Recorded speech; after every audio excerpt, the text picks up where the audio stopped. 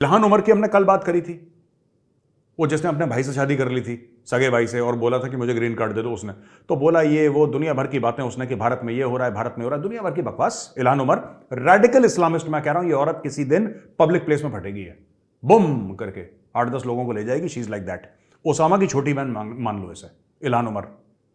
Osama की छोटी बहन अमेरिका का फायदा उठा के, अमेरिका में रह के, अमेरिका का खाना खा के, अमेरिका से पैसा लेके अमेरिका को गाली देती है, इजराइल को गाली देती है। ये उस टाइप की है ये।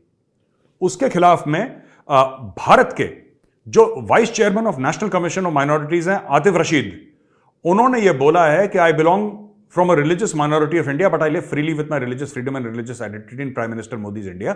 आई have equal share of every resource here, I have freedom to speak whatever I want in India.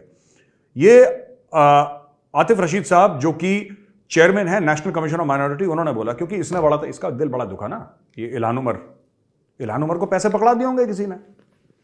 भाई ये तो ऐसी है ना, इसको पैसे पकड़ा दिए किसी ने, बोला बोल, इसने बोलना शुरू कर दिया, भारत में ये है, भारत में वो है, भारत में वो है। कह रही है मोदी जी जाएंगे, मैं कांग्रेस में नहीं जाऊंगी। तुझे बुलाया किसने यार, भाग यहां से, कोने में चल, you are not required, you are not required, भागो यहां से।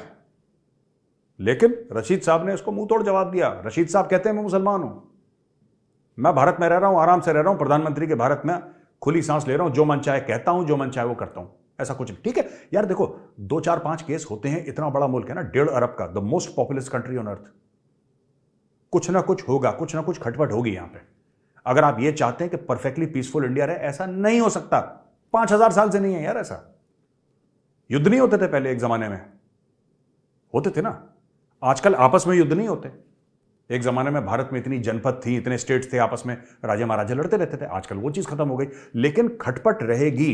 इतने बड़े देश में परिवारों में खटपट हो जाती है यार। 3 भाई एक घर में रहते हैं, 2 भाई एक घर में रहते हैं, उनके बीच में, उनके परिवारों, उनकी फैमिलीज के बीच में खटपट हो जाती है घर में रहते हुए। ये लोग ये कह रहे हैं कि साहब 140 करोड़ का देश है, कोई खटपट ना हो यहाँ पे, चुप, बिल्कुल शांत है, पानी जैसे नदी में बहता रहे। हाउ इज दैट पॉसिबल यार?